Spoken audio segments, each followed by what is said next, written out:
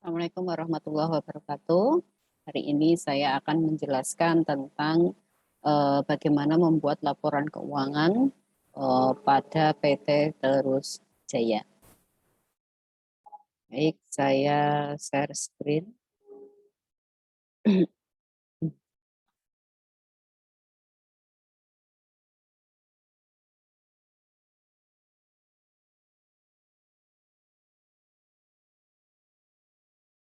Laporan keuangan.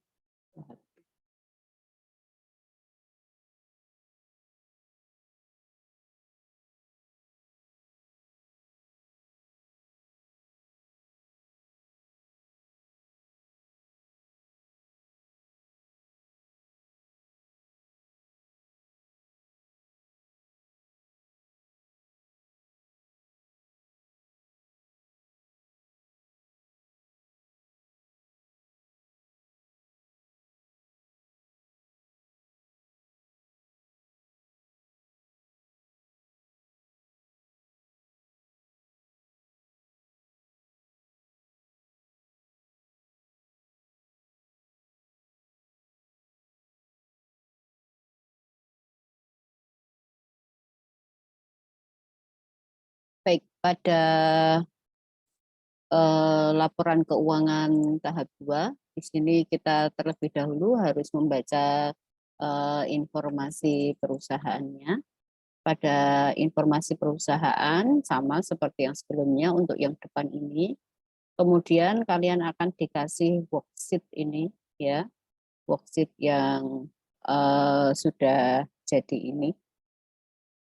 Kemudian akan memperoleh informasi data terpilih, di mana di situ untuk informasi data terpilih ini nanti akan berguna sekali ketika kita membuat laporan keuangan.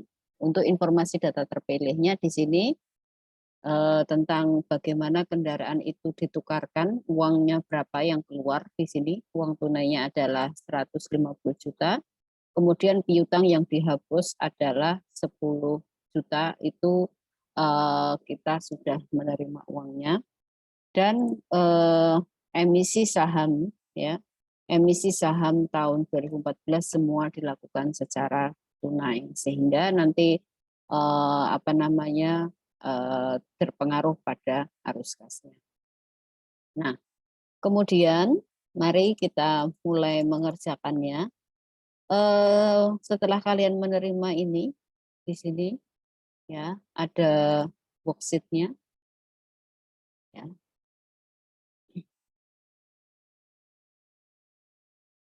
Worksheet yang di sini.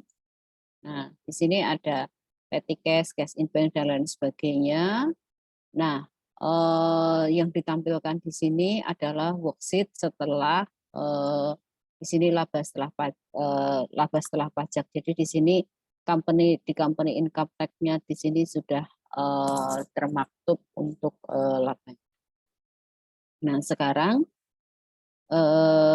kita ke laporan laba rugi. Bentar, saya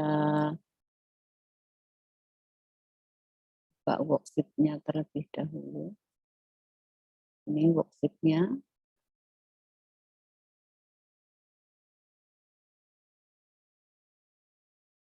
Kemudian ini laporan laba ruginya. Saya kecilkan dulu.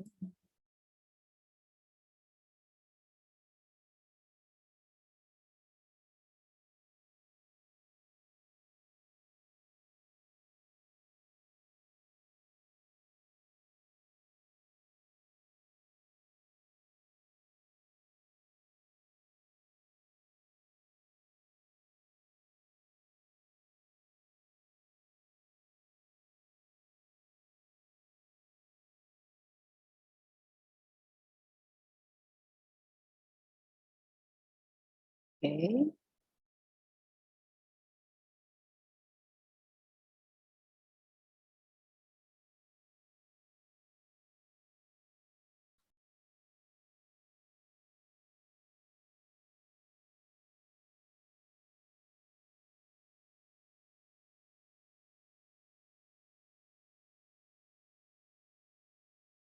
Baik.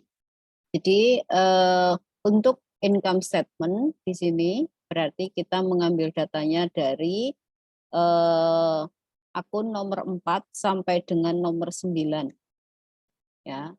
Kita mulai dari sales. Ini ada sales diskon, sales return. Ini kita masukkan ke sini. Sales dikurangi sales diskon, sales return, ketemu net sales. Kemudian ada cost of sale. Ya. Ada cost of sale, kemudian ada purchase discount dan freight paid. Ini kita masukkan. Nah, ketemu gross profit, kemudian kita masukkan sales service-nya. Ini adalah pendapatan dari operasional perusahaan yang terkait dengan sales. Oke.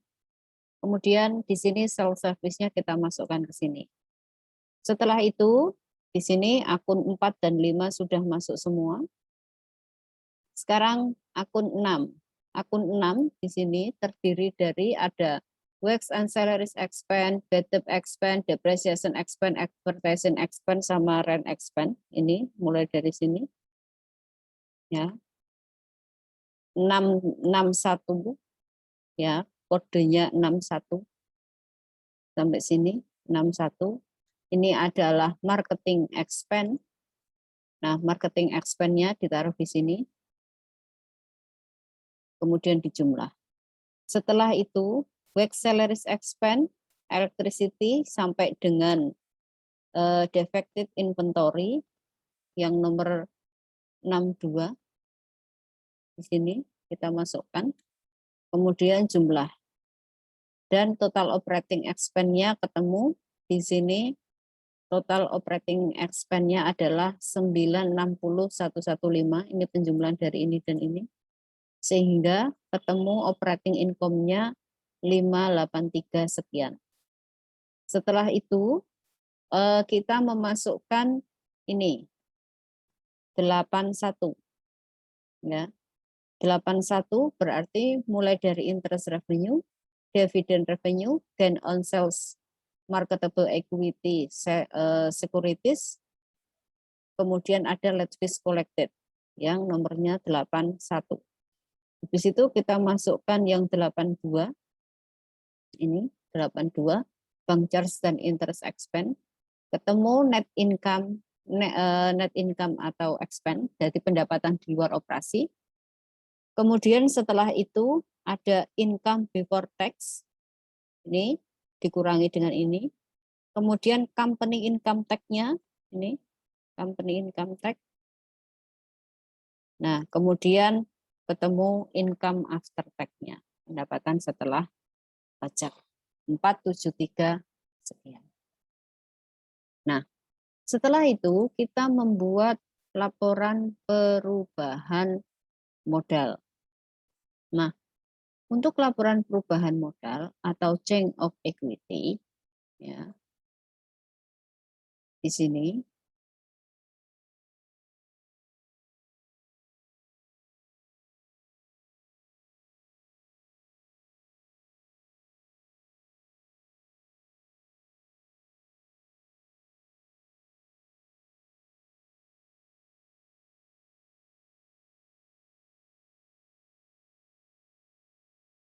untuk change of equity, kita bisa mengambil dari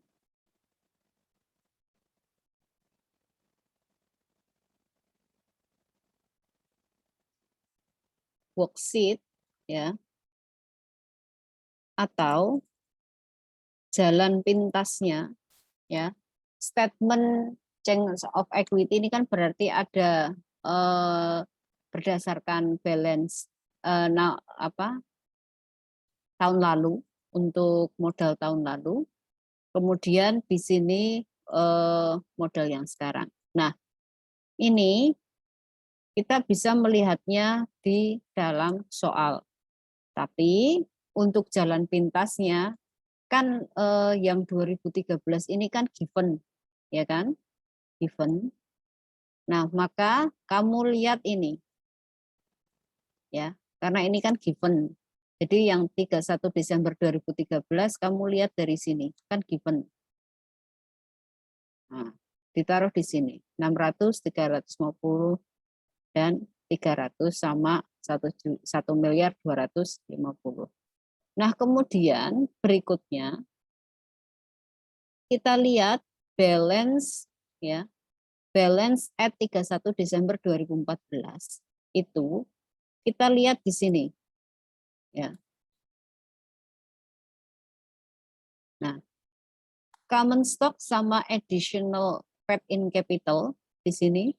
Common stock dan additional paid in capital kita lihat di sini. Di neraca lajur dimasukkan ke sini, dimasukkan ke sini. Kemudian ini pakai jalan ninja ya.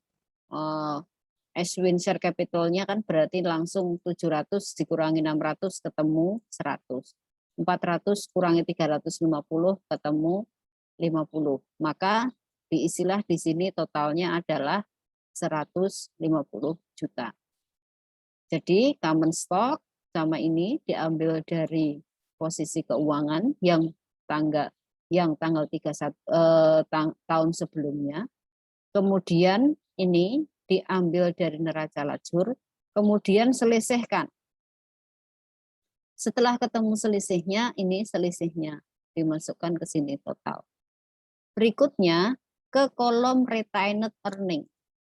Net income 473.666.241 itu diperoleh dari sini. Laba ini. Income after tax pada laporan laba rugi itu kita tulis di sini. Nah, kemudian setelah itu ada dividen. Nah, dividen dilihat dari neraca lajur di sini debit 80 juta. Maka dividennya berkurang 80 juta. Sehingga retained akhirnya 300 tambah 473 dikurangi 80 jadinya 639.666.421. Sehingga di sini total untuk modal akhirnya adalah ini. Berikutnya untuk laporan posisi keuangan. Ya. Untuk laporan posisi keuangan di sini angka-angka ini ya kita lihat saja di neraca lajurnya. Ya. Di neraca lajurnya. Kita pindahkan angka-angka ya. Angka 1 sampai dengan 2. Ya, akun 1 sampai dengan akun 2 di sini dimasukkan ke sini ya. Kemudian ini akun 1. Akun 1 merupakan aktiva atau current asset dan non current asset, kita pindahkan angkanya dari neraca lajur sampai dengan ini. Kita pindahkan dari neraca lajur. Kemudian setelah itu untuk equity-nya ngambil dari ceng equity yang paling bawah. Untuk equity-nya, angkanya ambil dari ceng equity yang paling bawah. Nah, sudah selesai untuk laporan neraca. Berikutnya, bagaimana dengan cash flow? Nah, kita lihat dulu. Masih selalu ingat bahwa yang harus diingat di sini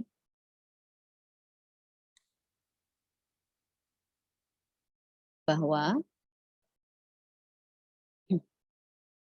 cash flow ini sumbernya kan dari laporan keuangan ya.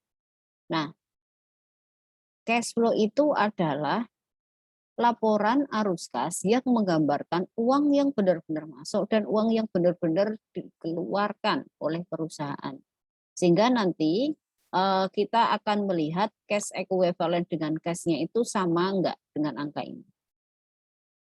Nah, yang perlu diingat bahwa ketika ada penambahan aset lancar atau aset atau current asset, Maka ketika ini ada penambahan, berarti ada uang yang dikeluarkan untuk membayar. Maka nanti kalau ada penambahan, berarti nanti negatif. Jadi rumusnya aktiva lancar sekali lagi, kalau bertambah berkurung. Kenapa bertambah berkurung? Kalau aktivanya bertambah, berarti ada uang yang digunakan untuk membayar. Nah, bagaimana kalau aktivanya berkurung? Kalau aktivanya berkurung, maka kalau aktivanya berkurang, maka tidak berkurung. Current asset kalau berkurang, berkurung. Nah, sekarang bagaimana dengan liabilities? Ini kaitannya dengan operasional itu ya. Jadi gini, arus kas itu, saya kembali ke sini dulu.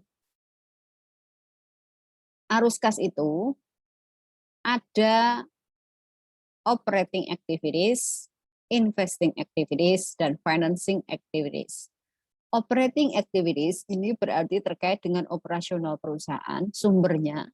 Yang pertama dari laporan laba rugi, yang kedua dari neraca perbandingan untuk aktiva lancar di sini sampai sini aktiva lancar, kemudian untuk hutang lancar itu operating activities. Rumusnya, ya, rumusnya kalau aktiva lancar itu naik berarti berkurung.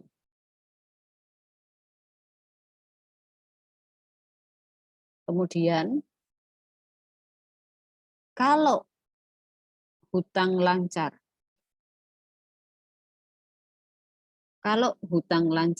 naik, kalau hutang lancar turun, berarti berkurung. Kalau hutang lancar naik tidak berkurung. Kenapa? Berarti kan kalau hutangnya turun, itu ada uang yang dipakai untuk membayar hutang. Kayak gitu. Kemudian investing activities. Investing activities ini berasal dari aktiva lancar pada neraca. Komparasi aktiva lancar pada neraca. Nah, kalau di sini berarti kalau aktiva tetap naik itu berarti berkurung karena ada uang yang digunakan untuk untuk bayar.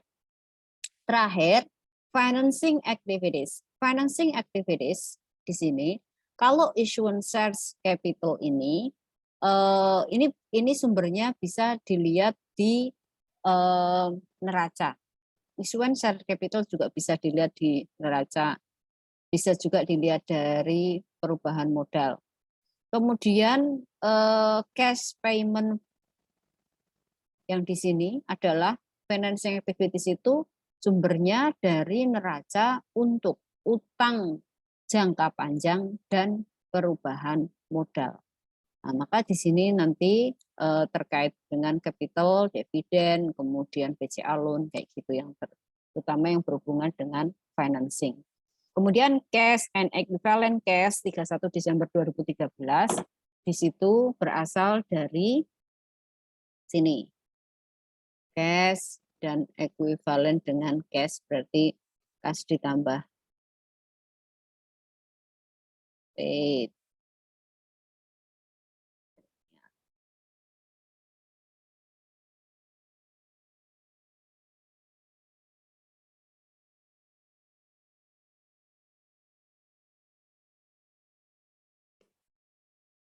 Ya. Oke. Jadi di sini terdiri dari petty cash, cash, dan marketable securities. Kemudian yang berikutnya,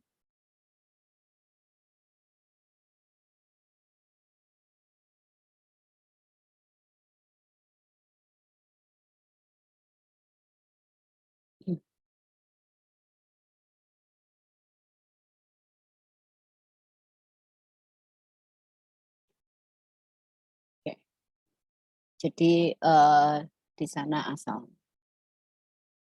Oke, sekarang kita mulai. net income.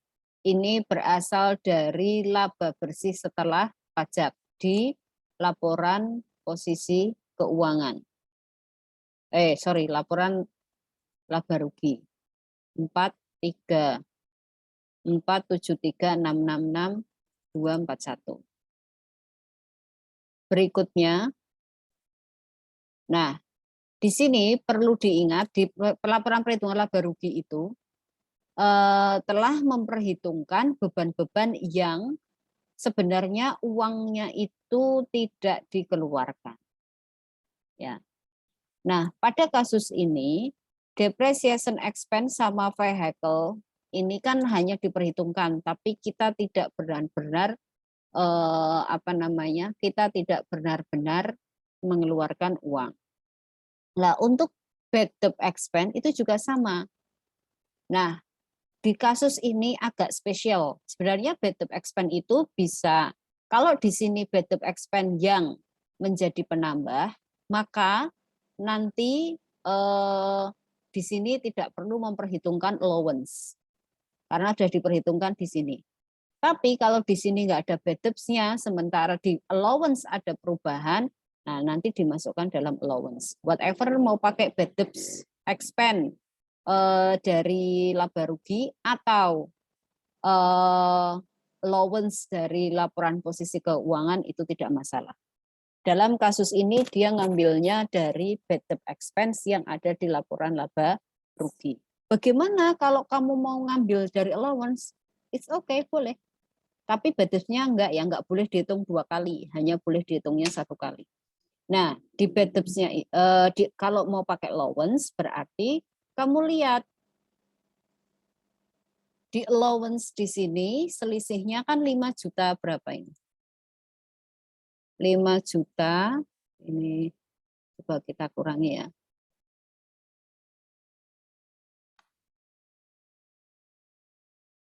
5.249.550. Nah, kalau mau menggunakan allowance berarti harus mempertimbangkan catatan atas laporan keuangan yang tadi disampaikan atau harus mempertimbangkan informasi data terpilih. Di informasi data terpilih di sini ada piutang yang sudah dihapus sebesar 10 juta. Tanggal 1 Desember ternyata dapat diterima kembali tanggal 31 Desember 2014. Sehingga untuk allowance-nya selain ada perubahan yang tadi diperhitungkan ini, ada piutang yang sudah dihapuskan tapi uangnya diterima. Sudah dihapuskan tapi kemudian piutangnya diterima kembali. Kalau kamu ingat di jurnal kan ada itu, yang transaksi terakhir bunyinya adalah cash in bank kreditnya allowance 10 juta. Sehingga allowance-nya itu dari piutang yang tadi sudah dihapuskan diterima kembali 10 juta, kemudian ditambah 5 juta. 249.550 sehingga nanti di cash flow-nya kalau mau pakai allowance berarti tetap sama angkanya yaitu 15.249.550 begitu ya. Nah, dalam kasus ini pakai bad debt expense ya. Pakai bad debt expense. Jadi di sini sumbernya dari laporan laba rugi. Bad debt expense, kemudian depreciation expense sama ini. Tuh. Kemudian setelah itu account receivable sampai dengan prepaid expense itu berasal dari laporan ini. Nah, maka kita tandai dulu naik atau turunnya. Di sini. Yang pertama, account receivable. Account receivable-nya ini sama ini mengalami kenaikan. Oke ya, mengalami kenaikan. Terus kemudian allowance-nya kita lewati karena sudah pakai bad debts. Employee receivable nggak ada perubahan. Merchandise inventory mengalami penurunan. Kemudian yang berikutnya office supplies mengalami penurunan. kemudian value added tax mengalami penurunan, kemudian ada prepaid rent itu naik, kemudian prepaid expense naik. Nah, habis itu kita hitung. Naik tadi rumusnya adalah aktiva lancar naik berarti tidak berkurung. Kalau turun berkurung. Nah, berarti kita hitung di sini ya.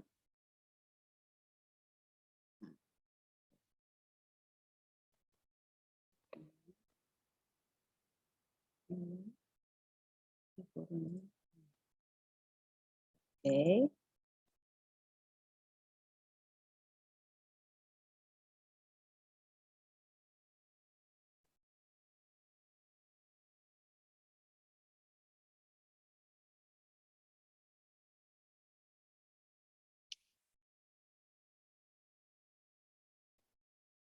Oke, ini ya, yang naik berkurung, yang turun tidak berkurung. Oke. Sekarang selanjutnya, ini angka yang di sini dari account receivable, kemudian merchandise inventory. Kalau employee receivable nggak ada kenaikan dan penurunan, nggak usah ditulis, nggak apa-apa di cash flow. Ini juga nggak ada, berarti nggak perlu. Tapi kalau ada, baru dinaikkan. Nah, di sini dipindahkan angkanya ke sini. Oke. Sekarang kita ke hutang lancar. Ya. Hutang lancar. Account payable-nya naik apa turun? Turun. Kemudian, saya luruskan aja ya. Account payable-nya turun. Kemudian telepon dan water payable turun. Kemudian value added tax out-nya naik. Income tax payable-nya turun. Oke, cuma sampai situ karena tadi yang terkait dengan sama ini insurance payable. Nah, yang terkait dengan dividen sama ini nanti dimasukkan dalam, karena itu terkaitnya dengan investasi dan modal, nanti kita masukkan dalam kelompok lainnya. Kelompok financing. Sehingga di sini telepon and water payable kalau turun berkurung. Berarti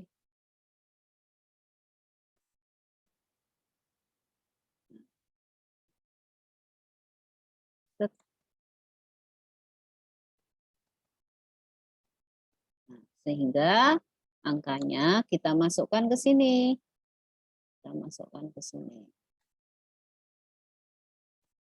Ya. Ini cuma yang tidak berkurung berarti fade out sama ini. Fade out sama. Oke. Kalau sudah seperti ini, kemudian dijumlah, maka ketemu angka 558492872. Ingat ya, di sini yang ini berasal dari laporan laba rugi, yang di sini berasal dari aktiva lancar, yang di sini berasal dari hutang lancar. Sekarang kita masuk ke kelompok investing. Di kelompok investing, di situ kita mengambilnya dari aktiva tetap, ya, dari aktiva tetap. Nah, di aktiva tetap di sini kita lihat perubahannya. Yang pertama di sini ada investing. Investingnya kan nggak ada perubahan. Land-nya, tanahnya mengalami kenaikan. Ya, tanahnya mengalami kenaikan. Kemudian vehicle-nya kenaikan. Kemudian equipment-nya juga kenaikan. Karena naik berarti kan ada uang yang dikeluarkan untuk membeli aktiva tetap ini, sehingga dia nanti berkurung. Di sini berapa naiknya? 350 dikurang 600 dikurangi 350, berarti sekitar 250. Nah, khusus vehicle diingat-ingat, vehicle itu bukan dari aktiva tetap itu ya, bukan dari, terutama untuk vehicle sama equipment kayak gitu ya, bukan dari perbedaan harga selisih di sini, tetapi dari uang yang diterima atau uang yang dikeluarkan. Maka ketika mengerjakan ini harus melihat catatan di sini, ya, catatan informasi data terpilih. Di informasi data terpilih di sini ada uang pada saat pertukaran aktiva tetap ada uang tunai 150 juta. Sehingga nanti kenaikannya itu berarti nanti 150 juta.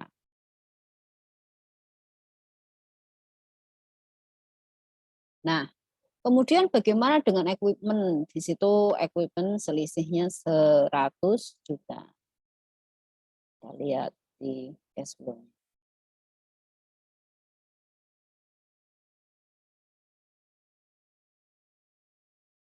Bentar, ini agak sticking. Oke, jadi di sini purchase of land-nya tadi ada selisih naik sebesar 250 ya.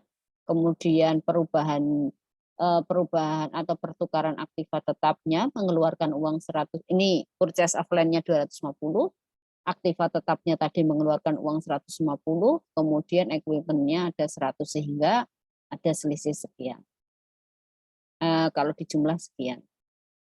Nah, bagaimana dengan financing activities?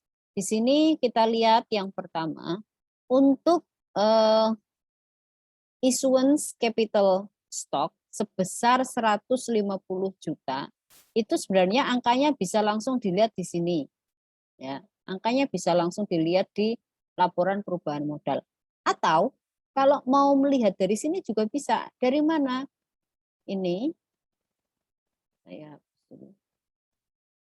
Ini common stock sama additional paid in capital itu selisihnya berapa kita jumlah. Berarti 700 dikurangi 600 sama 400 dikurangi 350. Maka ketemu issuance share of capital-nya adalah 150 juta. Ini di sini penambahan modal. Modalnya bertambah. Oke. Modalnya bertambah ya berarti positif. Berikutnya ada yang belum diperhitungkan tadi. Yang pertama adalah ada dividend payable. Kemudian ini diskon on bond sama bond payable. Dan yang kedua ada BCA long term atau long term maturity. Yang pertama kita ke cash payment for BCA loan. Maka ngambil angkanya dari sini karena di sini ada ini BCA loan long term maturity itu sama dengan yang short term. Kalau ada short term long term ambil angka ini karena angka ini adalah angka yang sudah dilunasi. Tapi kalau nggak ada long term short term ngambilnya dari selisihnya ini. Tapi ini adalah angka yang sudah dilunasi. Berikutnya berarti udah uang yang karena melunasi pakai uang maka ini di dalam kurung. Sekarang payment for bond payable.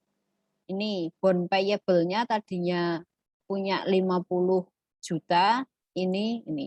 Nah, ini bond on discount tidak diperhitungkan karena sudah diperhitungkan pada saat penghitungan di transaksi pertama. Kalau kalian ingat itu sudah diperhitungkan sebagai penambah di, kalau tidak salah di interest expense. Tapi ini tidak diperhitungkan karena ini nggak ada uang yang ini, karena diskon. Bond payable-nya dari 50 jadi nggak ada, kan berarti dia 50 ini sudah dibayar. Kemudian yang terakhir, cash payment for dividend 150 juta berasal dari ini 80 juta ditambah dengan ini 70 juta, 150 juta. Kemudian dijumlah jadilah ini. Dan ini sudah sama, ini sudah. Oke. Kemudian yang terakhir, membuat jurnal penutup. Nah, jurnal penutup ini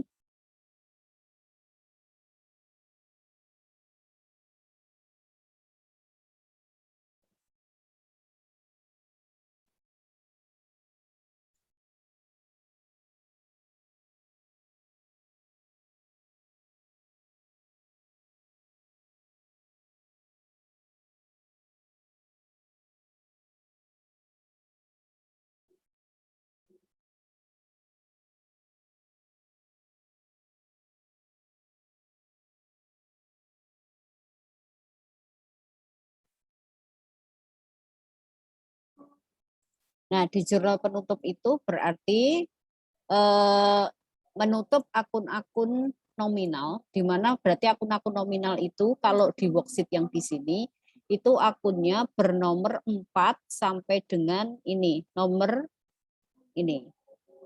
Ya. Sehingga gampang saja, lihat di income summary ini, ya, akun-akun yang di kredit berarti didebetkan, yang debit dikreditkan di sini untuk jurnalnya yang pertama ini. Kemudian ini yang kredit didebetkan jadi 0. Kemudian yang ini yang debit dikreditkan jadi 0. Itu jurnal yang kedua. Jurnal yang ketiga adalah di sini income summary, kreditnya retained earning, memindahkan laba ke retained earning. Ini adalah laba bersih setelah pajak. Kemudian yang terakhir bukan memindahkan, menutup laba ke retained earning. Yang terakhir menutup dividen ke retained earning. Kemudian jangan lupa untuk dijumlah. Kemudian yang berikutnya terakhir adalah membuat neraca saldo setelah penutup. Nah, neraca saldo setelah penutup di situ. Oh, di sini tidak disediakan. Coba kita buat neraca saldo setelah penutupnya. Karena akun-akun nominalnya ini berarti sudah tertutup semua. Berarti sekarang kita membuat neraca saldo setelah penutupnya berisi akun-akun ini saja. Bentar, saya ini cuma mau apa namanya, mau ngopi akunnya saja di sini.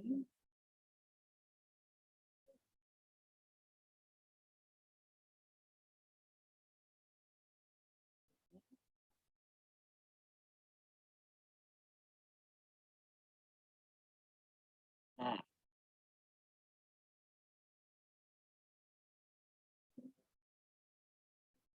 ini trial balance after closing.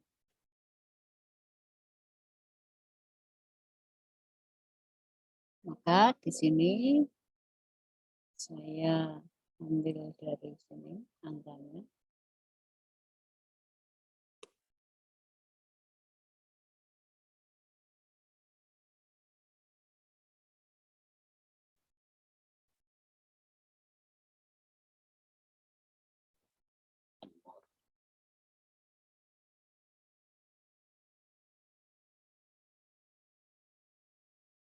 Nah, kecuali untuk retained earning-nya kita ngambil dari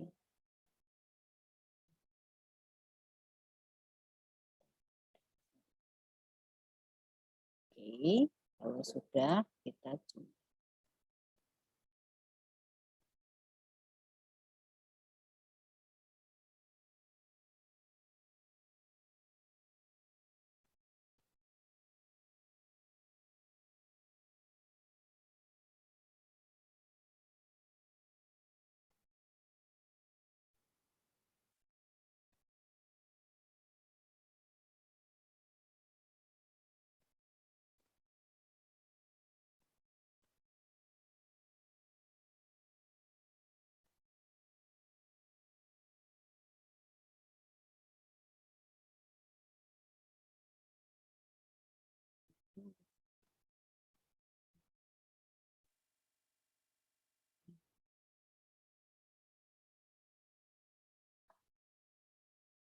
Bentar ya. Saya ambil dari sini.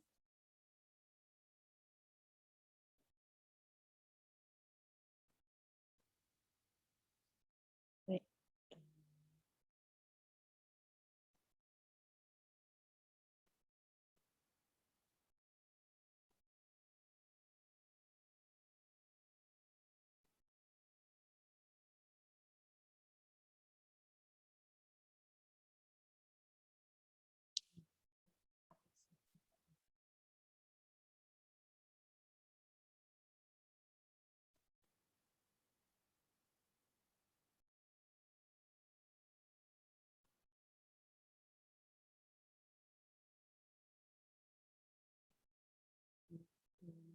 Investment.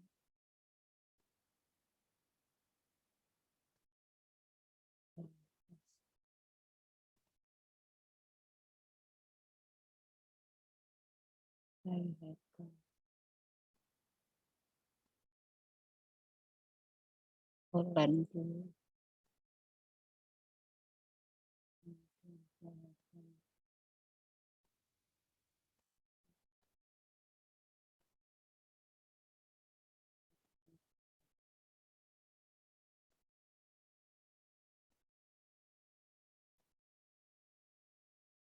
Ya. Kemudian yang ini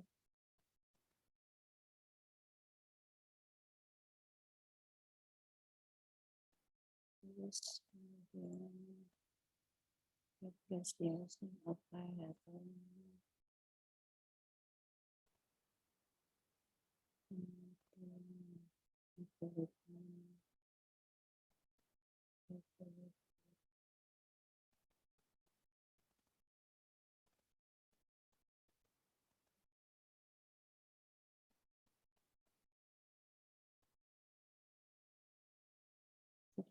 itu conveyable.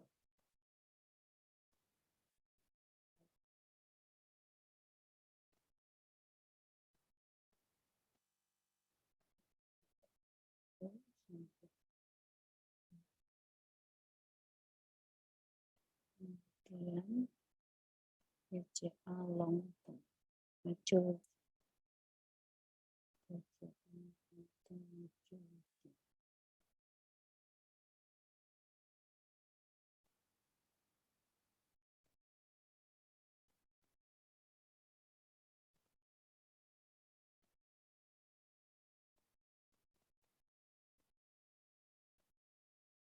Maturity.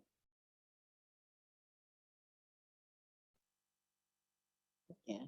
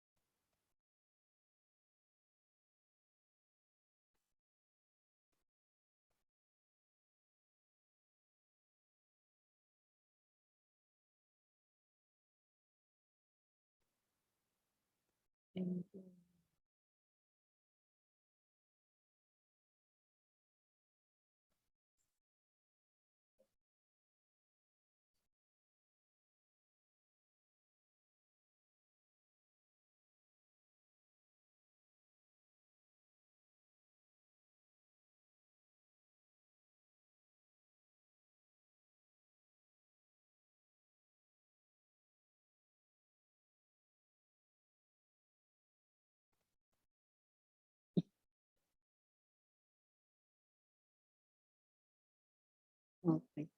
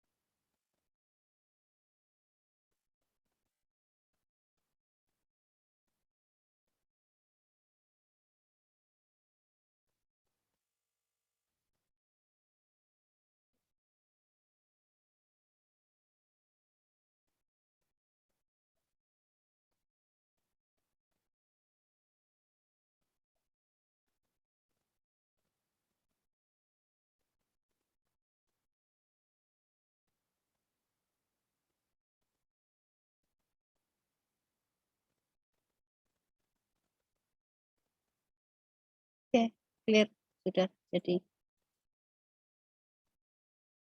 Ya. Jadi ini biar nggak bingung, diambil aja dari apa namanya, diambil aja dari laporan posisi keuangan, kemudian yang di sini posisinya di dalam kurung, ya, yang di posisinya di dalam kurung nanti kamu masukkan saja di kredit. Tapi kalau untuk akun payable dan lain sebagainya memang dia saldo normalnya itu di kredit, jadi ya udah ditaruh aja di sini. Oke, baik. Saya kira itu untuk penjelasan mengenai laporan keuangan tahap 2.